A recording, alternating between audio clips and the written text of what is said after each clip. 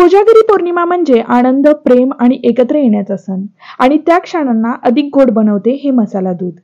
तर हे मसाले दूध तुम्ही घरच्या घरी बनवू शकता, तेही अगदी घरी मसाला बनवून. चला तर मग या चांदण्यांच्या साक्षीने बनवूया पारंपरिक, सुगंधी आणि आरोग्यदायी कोजागिरी मसाला दूध. मसाला दूध बनवण्यासाठी जो मसाला लागतो तो आपण घरीच बनवून घेणार आहोत. तर त्यासाठी 4 काजू, 4 बदाम, 4 पिस्ते, जायफळ आणि 2 वेलची घेतलेले आहेत. आता हे सर्व आपल्याला मिक्सरला वाटून घ्यायचं आहे. मिक्सरच्या जारमध्ये हे टाकायचं आहे. आता ह्याच्यामध्ये आपल्याला 1.5 चमचा साखर टाकायची आहे. इथे आपण अर्धा लिटर दुधासाठी जो त्याचबरोबर दुधाला पटकन असा दाटसरपणा येण्यासाठी 1 चमचा इथं मिल्क पावडर आपण टाकणार आहोत. आता हे सर्व आपल्याला मिक्सरला वाटून घ्यायचं आहे. वाटताना हे जास्त बारीक वाटायचं नाहीये, अगदी जाडसर असंच आपल्याला वाटायचं आहे. ह्या पद्धतीचं आपल्याला वाटून घ्यायचं आहे. तर आता दूध मसाल्यासाठी जो मसाला बनवायचा होता तो बनवून तयार झालेला आहे. तुम्ही जास्त क्वांटिटीमध्येही हा मसाला बनवून ठेवू शकता. 1 ते 1.5 महिना खराब होत नाही. आता इथं मी अर्धा लिटर दूध घेतलं आहे. आता ह्या दुधाला एक उकळी मारून घ्यायची आहे. आता दूध उकळल्यानंतर ह्याच्यामध्ये पाव चमचा हळद टाकायची आहे. हळदीमुळे दुधाला कलरही खूप छान येतो. त्याचबरोबर हळदीचे जे औषधी गुणधर्म आहेत ते शरीराला खूप फायदेशीर आहेत. त्यामुळे मसाला दूध बनवताना त्याच्यामध्ये हळद घाला. आता जो आपण मसाला बनवून घेतला आहे तो मसाला आपल्याला ह्याच्यामध्ये टाकायचा आहे. आता सगळ्यात जो बनवला आहे तो सगळा मसाला मी ह्याच्यामध्ये टाकत आहे.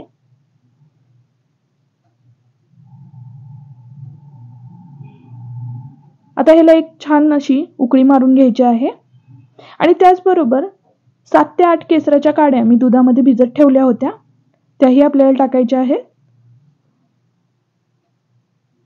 आता 1.5 चमचा साखर, अर्धा लिटर दुधासाठी मला कमी वाटत होती म्हणून मी अजून 1.5 चमचा साखर टाकली आहे. आता गोडाचं प्रमाण तुम्ही तुमच्या इच्छेनुसार कमी किंवा जास्त करू शकता. आता हा मसाला टाकल्यानंतर 10 ते 15 मिनिटं हे दूध असंच उकळू द्यायचं आहे. स्लो गॅसवरती हे दूध 10 ते 15 मिनिटं मी उकळून घेणार आहे आता. आणि अधूनमधून अशा प्रकारे हे हलवायचं आहे जेणेकरून दूध उतू जाणार नाही. आणि जर हलवलं नाही तर दुधावरती साय बनते, म्हणून अधूनमधून असं हलवत राहायचं आहे. खूप छान हे मसाला दूध बनवून तयार होतं. ह्या कोजागिरी पौर्णिमेला ही तुम्ही रेसिपी बनवू शकता.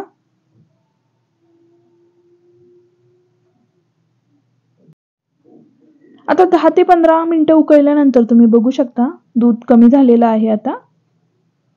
आणि त्याचबरोबर दाटसरही झालेलं आहे दूध. तुम्ही बघू शकता किती छान दूध झालेलं आहे. तर आता इथं मी गॅस बंद करत आहे. तर ह्या कोजागिरी पौर्णिमेला अशा प्रकारे तुम्ही मसाला घरीच बनवून दूध बनवून बघा, तुम्हालाही नक्की आवडेल. चला तर मग आता वाटीमध्ये हे मसाला दूध काढून घेऊया. अगदी दाटसर आणि चविष्ट असं हे दूध झालेलं आहे.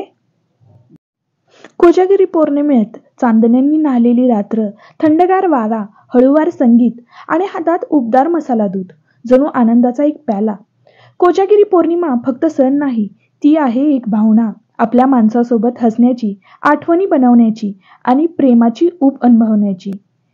म्हणून या पौर्णिमेला गारव्यात बसून एकमेकांना सांगा की ते तुमच्यासाठी किती महत्त्वाचे आहेत. कोजागिरी पौर्णिमेच्या या शुभ रात्री तुम्हा सगळ्यांना प्रेम, शांतता आणि आनंदाने भरलेले आयुष्य लाभो, हीच देवापुढे प्रार्थना करते. चला तर मग आजची रेसिपी तुम्हाला थोडी जरी आवडली असेल तर लाईक, शेअर आणि सबस्क्राईब करायला विसरू नका. भेटूया पुढच्या व्हिडिओमध्ये अशीच एक छानशी रेसिपी घेऊन.